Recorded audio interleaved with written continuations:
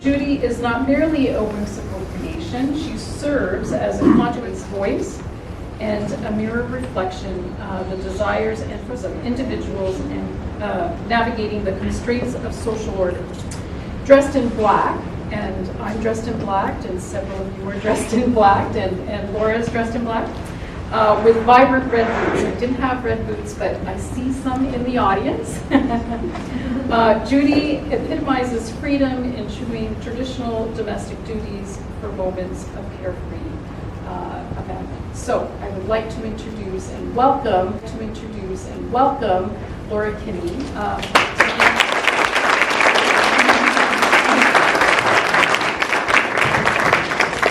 And this is where the cup of conversation happens. And a cup of conversation is the concept of being able to have an informal discussion without coffee and tea, because we are still not serving coffee and tea, but we welcome you to go to our local coffee houses. There's several, I think there's 9 now downtown Holbrook. We do have some bottled water if you'd like to have some. So Laura, so excited and thrilled that you're here. I think, just to put in context, one of my colleagues, Victoria Towery, who's our education coordinator, she introduced me to Laura. And I started following her work on Instagram, started having a conversation with her. And then we talked about having an exhibition here and, bringing it all together. And this character of Judy. Let's talk a little bit about Judy. Okay, so let's go back to 1998. So my husband and I had just moved to Truro. He finished graduate work in Halifax, and I remember telling him very clearly, I'm going to find out what I'm going to do for the rest of my life.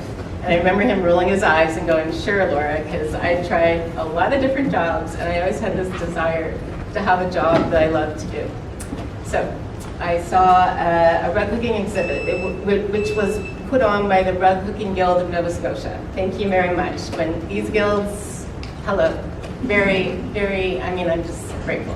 So I saw a little ad in the paper, and this was affiliated with their school that they have every year. So I went to the exhibit, I saw the rugs, colors, beautiful, beautiful. I need to learn how to do this.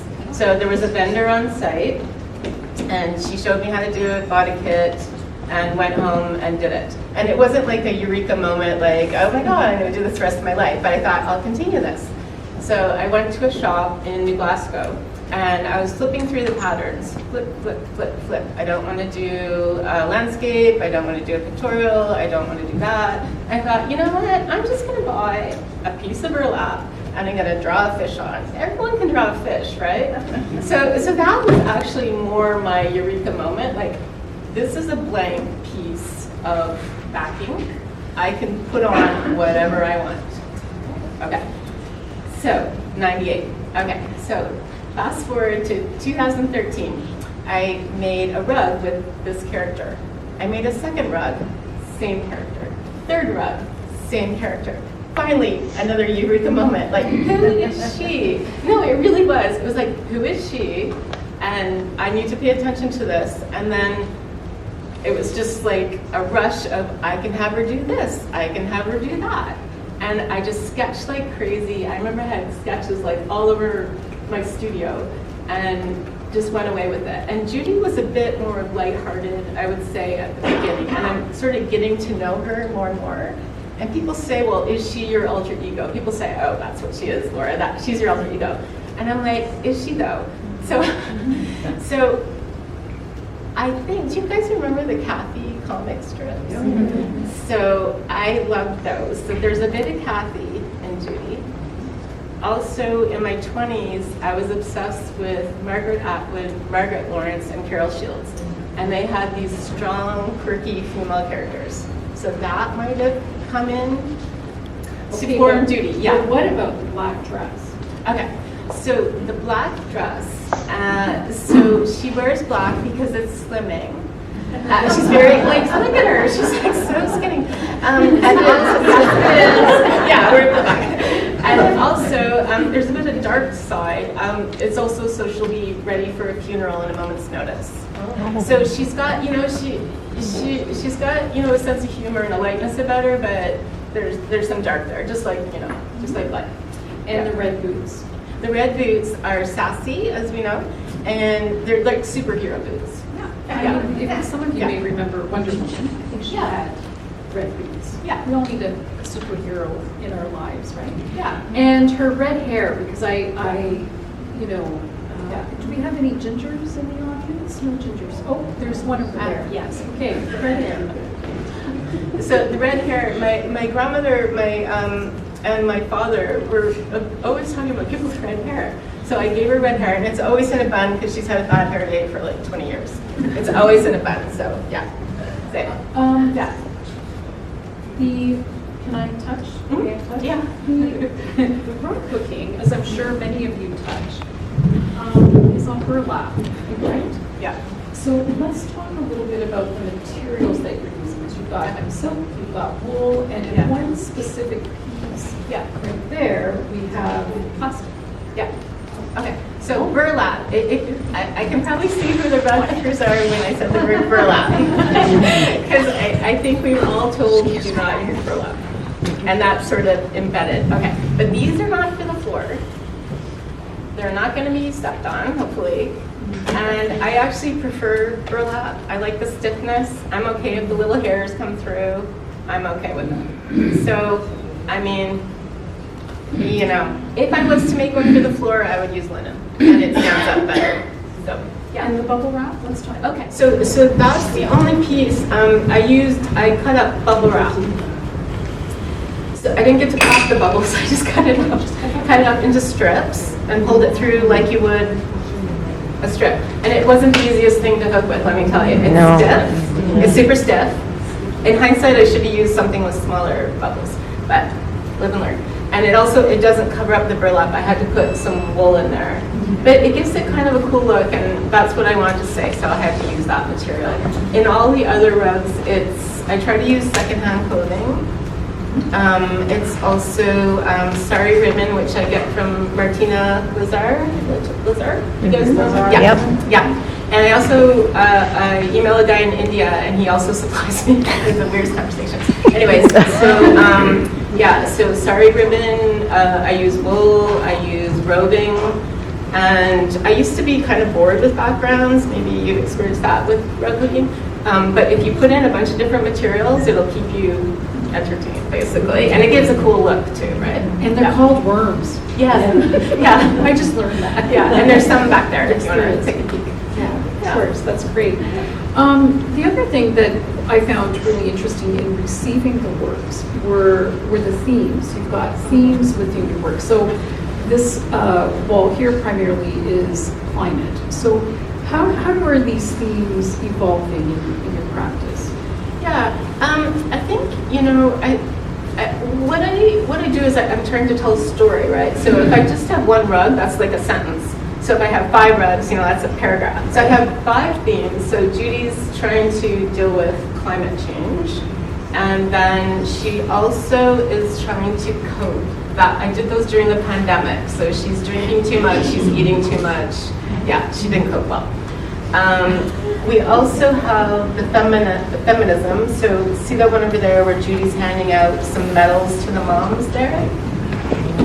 Yeah, so, and then also she's sort of ticking off all the domestic chores she has, sort of like someone in a prison, ticking off how many days. So she doesn't like housework, who does? And she also doesn't like to make dinner. So that's sort of the feminist wall. And then we've got Judy in Nova Scotia. So, like the lobster trap, obviously the lighthouse. And then we've got the 4 patterns. Is everyone, well, the hookers will be familiar with blue nose patterns. Okay, so the blue nose, the bunnies, the bears, the moose. So those 4 I adapted patterns, and I'm basically giving homage to the patterns because they're very interesting to me.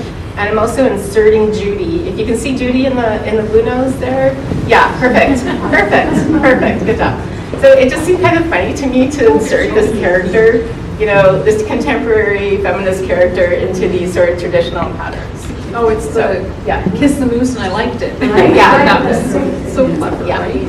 Can we talk about science over politics? Are people familiar with Joyce Wayland? Yeah. So Joyce Wayland was, an artist in the 60s. She did this beautiful quilt, big, huge quilt, and on it was written, "Reason over passion." And this was apparently Pierre Elliott's philosophy behind his governing. So let's go to 2021, different prime minister, obviously different Trudeau. And I was thinking about how politicians were handling the pandemic. And so they were putting science or reason over passion or politics. So the interesting story is that apparently the French version of the quilt was purchased by, or was given to the Trudeaus, the first ones. And I guess they got into a fight, and Margaret grabbed one of those letters off and threw it at Pierre.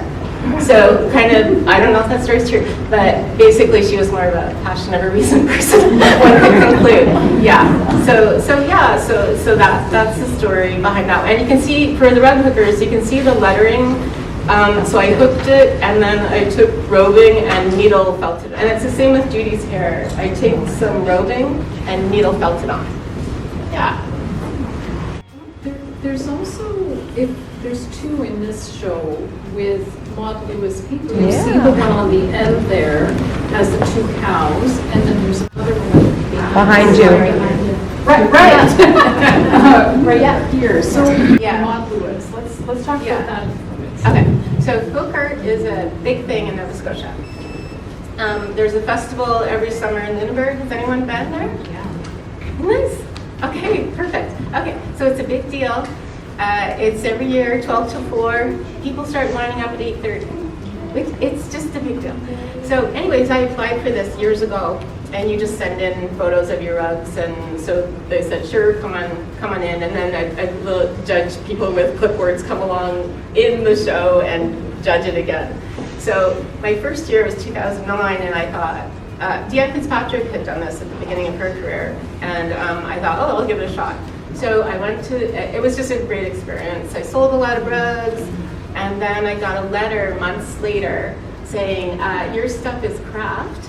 It's not folk art. You're not invited back. And I was like, what? Yeah, I know. And usually I'm the type of person who would go, oh, that's too bad. I guess that's meant to be, and just sort of, but I didn't. I said, what do you mean it's craft? So I challenged them. And so they didn't get back to me right away. There was crickets for a while. But while I was waiting, I became obsessed with folk art. I read everything there was to read about folk art. I looked at images of folk art, and they came back to me and said, okay, come back next year. We'll give you another chance. And I was like, okay. But meanwhile, I'm obsessing with what is folk art? What is this? Which was good, right? So I come back the next year, the judges with the clipboards come along, and I'm like, oh, please, please, please. And the guy, he actually, he assesses mob paintings. I can't remember his name. He said, your stuff is based on folk art. I'm like, okay. So I've been there 15 years. So what I learned from this is when you get a rejection, sometimes it's okay to say, hey, why? Challenge them, And so that's a great. Mod. Mod, sorry. So Mod. So I became obsessed with Mod. 2016, a book came out about her by Lawrence Wilbur. The movie came out, and she was popping up in our politics, believe it or not. The Liberals had cut the film tax. The movie didn't get filmed in Nova Scotia because of that. It was Mod. So I became obsessed about Mod, and became really interested in her life. Kind of got sugar-coated a bit. And what happened with her house was a bit of a tragedy too. It was in Marshalltown near Digby, very poor part of the province. They could have used the tourist dollars. I did 2 shows with painter Stephen Rood about Mod. One at Art Gallery and one at Acadia. And she still pops in, obviously, with the oxen and the cats. She's still very much very much, you know, upset. Yeah, this is a great segue into the magazine you're holding. So Yeah. Border Crossings, that's a winter issue, right? Yeah. And thrilled that, you know, there you are. So let's talk a little bit Okay. about that. Okay, oh, here's Judy. Oh, Yay! Just visiting the audience, Yeah. there we go. Yeah, her arm's not great, and her legs. She was in New York a couple of months ago. Yeah, She's still recovering. She's in bad shape. Yeah. So this is a publication out of Winnipeg, I believe. Yeah. So a fellow got in touch with me and said, "Can we use one of your rugs?" I'm like, "Yes."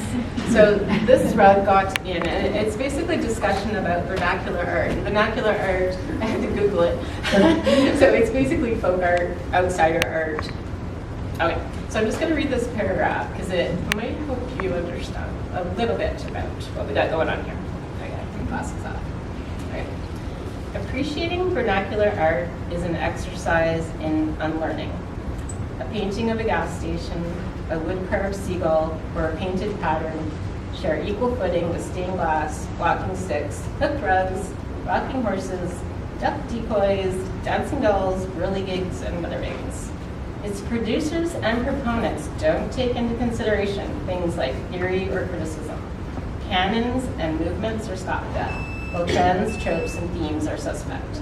It doesn't matter if the color is right, the texture smooth, or the form symmetrical, the proportions off, or the line straight. You can take a joke, even laugh at its own expense. It belongs to someone else's art history. Thank you for reading that. I think we've had conversations for how many years about craft and fine art. So thank you for contributing to the magazine and for reading that. That was really great. Yeah. And now I'd like to offer an opportunity for you to engage or ask questions. Laura.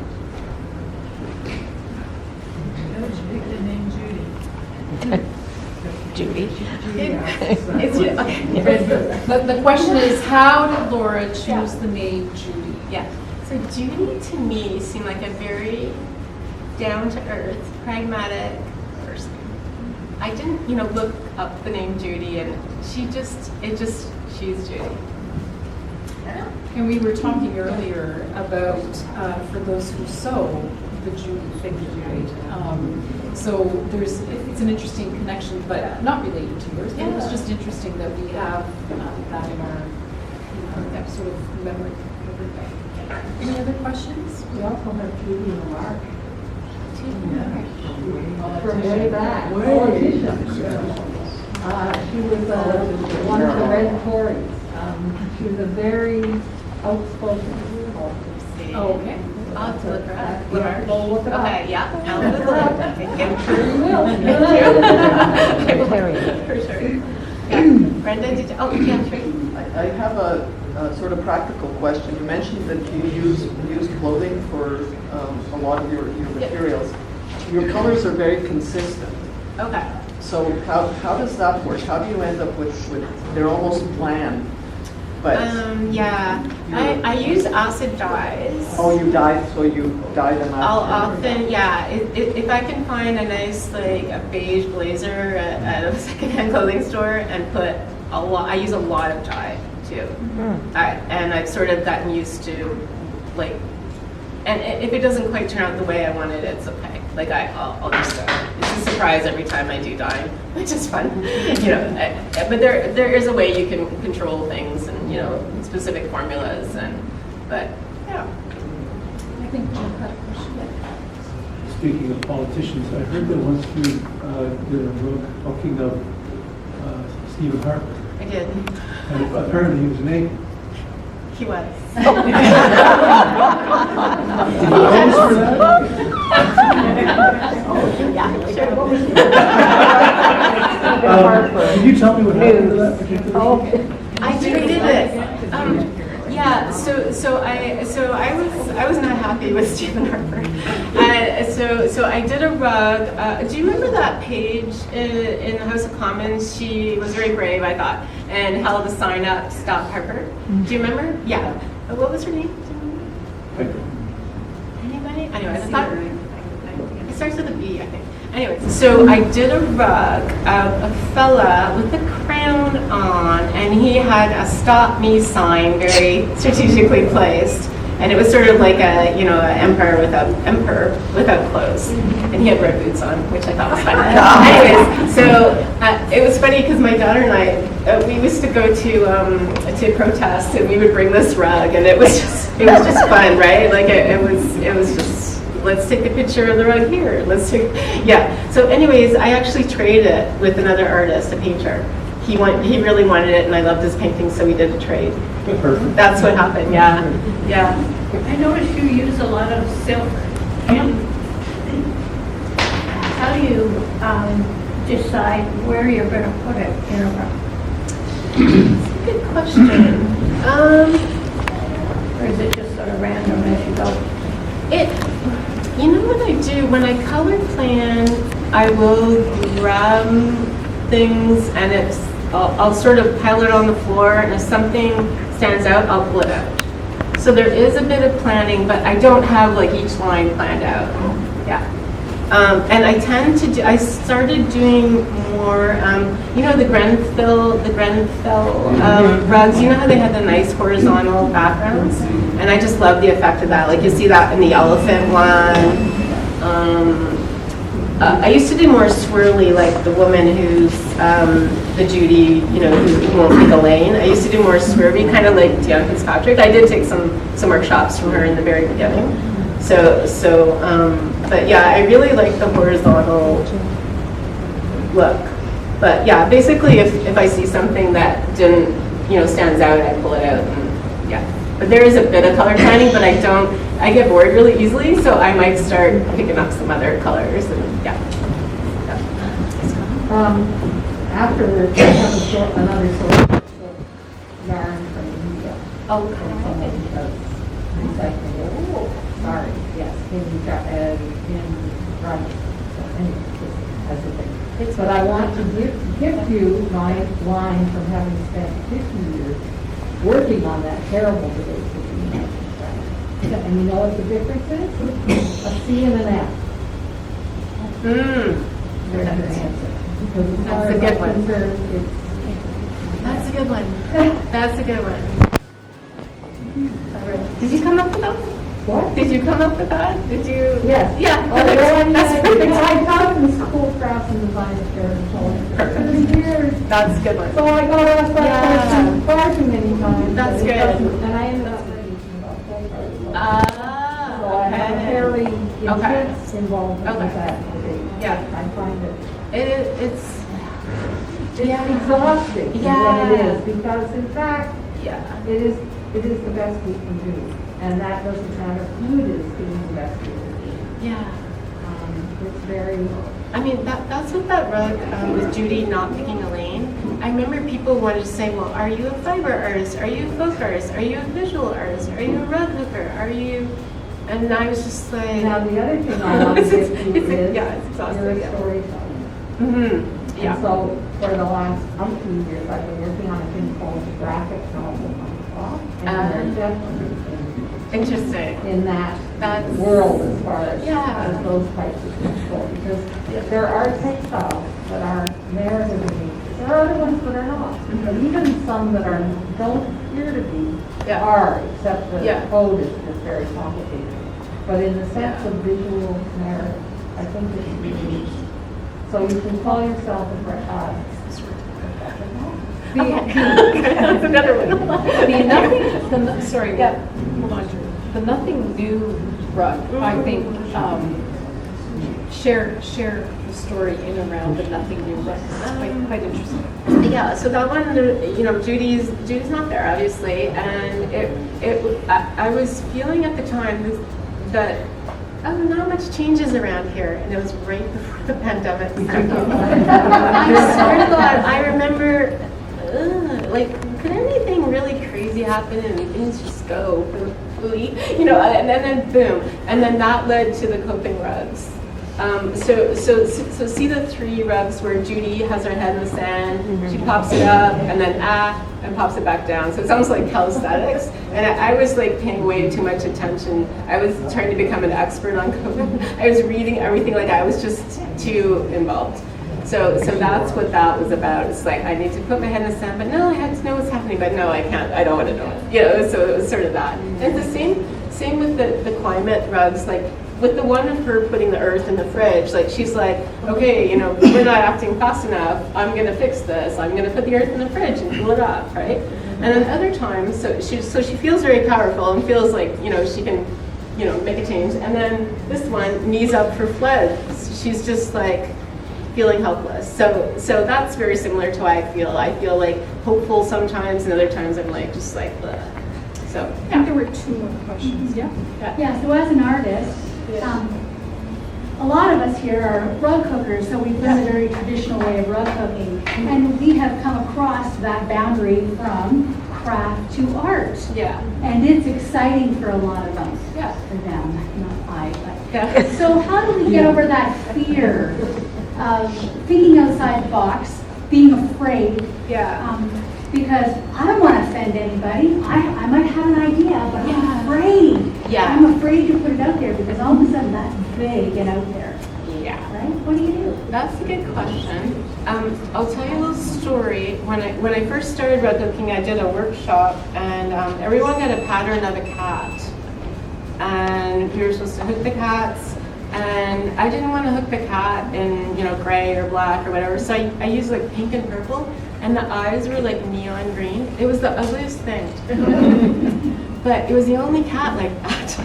Do you know what I mean? Yeah. I love it. And the teacher was very sweet. She was very kind. Interesting. It was the worst thing. And I just thought, you know what? Like, if you're, look at that piece of backing. What do I want to say? We all have stories to tell. We all have things that upset us or things we love. Say it on the burlap. And you know what? You might not get the response you want because you just might not. But oh well. You know what I mean? You know, I think if you're putting your story on there, you're not going to fail. It's your story. It's one of a kind. Person, you just gotta let it go. And Yeah. Yeah, we met in Amherst, and I was trying to design a rug, and I was sitting with my piece of burlap and my marker, and I was frozen. And you came up behind me and tapped me on the shoulder, and you said, "Linda, the burlap has two sides." Yes. Yay. It was liberating advice that I received. Yay. Thank you. That's awesome. Thank you. That's why I followed you for 7 or 8 years. Oh, You're awesome. Thank you. You're awesome. Thank you. Available online, her website, as well as Instagram. And your Instagram just brings me joy every time. I think there was one more question. Yep. Just wondered if the character Judy is copyrighted now. Well, basically all these are copyrighted. I will often get, hookers will often ask me, they don't ask me anymore, they'll say, ooh, I'd like to do that. And I'm like, thank you for the compliment, that is a compliment, but no. Because like she's mine, right? You know what I mean? Like if you do certain things, and I don't understand, like painters, do painters ever get asked, can I copy that painting? Yep. Yep. Okay, I thought that was a hook. Okay. Could be wrong with that. Okay. So yeah, she's yeah.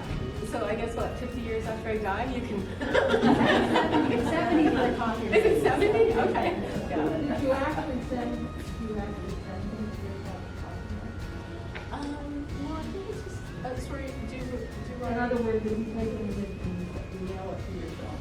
Oh, That's the It's cheap and cheerful way to do it. That's the way, because artists can't afford to do anything or, you know, the actual getting copyright. But if you okay. do I that, just assumed they were. I didn't know you could do you anything. cannot assume.